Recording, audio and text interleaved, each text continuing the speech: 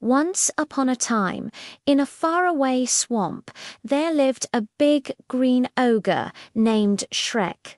Now, Shrek wasn't your typical fairy tale hero. He loved his solitude. His home was his castle, and he was perfectly happy living alone, scaring off anyone who dared to trespass. His daily routine involved mud baths, eating slugs, and generally enjoying the peace and quiet. He had a sign that read, "Beware ogre," and he meant it. Life was simple, and that's just how he liked it. But one day, everything changed. Shrek's peaceful swamp was suddenly overrun. Not by angry villagers, but by fairy tale creatures. We're talking the three little pigs, the big bad wolf, the seven dwarfs, Pinocchio, you name it. They were there, and they were all kicked out of their homes by the tyrannical Lord Farquaad of Delight. Imagine waking up to find three blind mice on your dinner table and a wolf in your bed. Shrek was not pleased. This invasion of his privacy was the last straw. Furious, Shrek decided he had to get his swamp back. He set off for Delog to have a word with this Lord Farquaad. On his way, he stumbled upon a talking donkey. Yes, a donkey who wouldn't stop talking. Donkey was in a bit of trouble with some knights, and Shrek, in a moment of annoyed heroism, accidentally saved him. Grateful and incredibly persistent, Donkey latched onto Shrek, promising to be his loyal steed and best friend, much to Shrek's dismay. Despite Shrek's best efforts to ditch him, Donkey stuck to him like glue, chattering away the entire journey. They finally arrived in Delog, which was a ridiculously pristine, organized, and frankly boring kingdom. It turned out Lord Farquaad was holding a tournament. The prize, the honor of rescuing Princess Fiona from a dragon-guarded castle, Farquaad being short in stature but huge in ambition. Wanted to marry a princess to become a king, but he wasn't brave enough to do the rescuing himself. When Shrek and Donkey crashed the party, Farquaad saw an opportunity. He made a deal with Shrek, rescued the princess for him, and he would give Shrek his swamp back, free of all fairy tale squatters. Reluctantly, Shrek agreed. With Donkey by his side, he embarked on the perilous quest.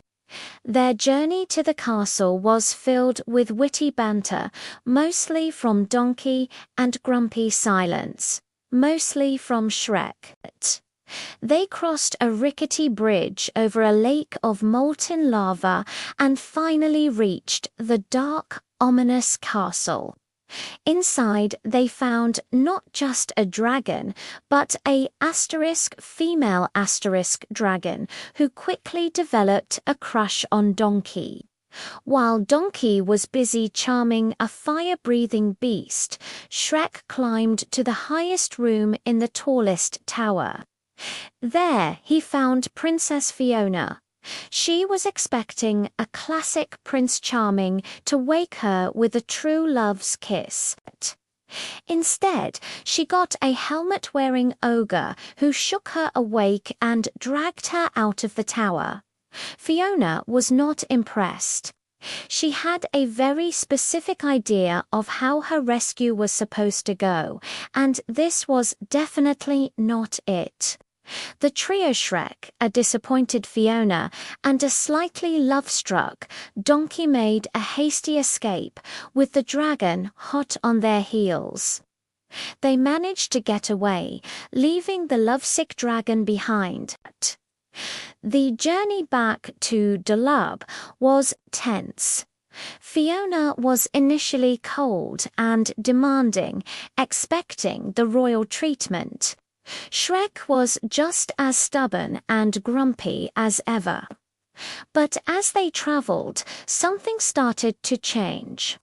They found common ground in their shared love for roasted weeds and their surprisingly similar belching skills.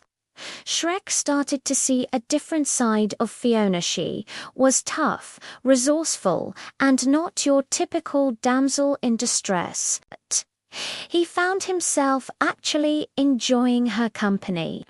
Fiona, in turn, started to see past Shrek's intimidating exterior and discovered a kind heart underneath. One evening, Donkey stumbled upon a secret. He found Fiona hiding in a windmill and discovered that she was under a spell. By day, she was a beautiful princess, but at sunset, she transformed into an ogress. She explained that the spell could only be broken by true love's kiss, which would give her love's true form.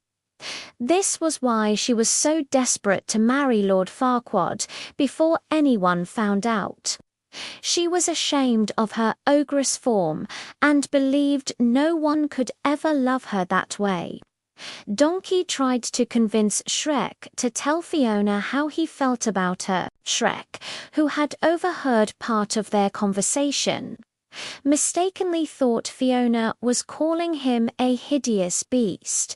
Heartbroken and angry, he pushed her away. The next morning, Lord Farquaad arrived to claim his bride.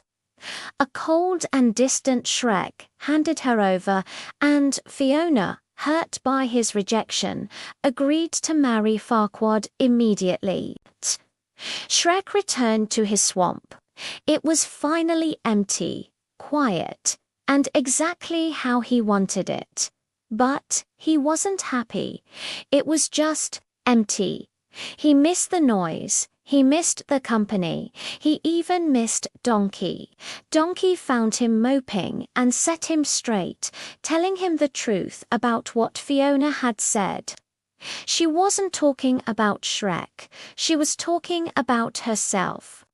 Realizing his mistake, Shrek knew he had to stop the wedding. But how to get to D-Lock in time?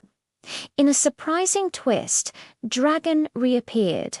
She had tracked down Donkey, and she was more than willing to help. Shrek and Donkey soared through the air on Dragon's back, racing against time.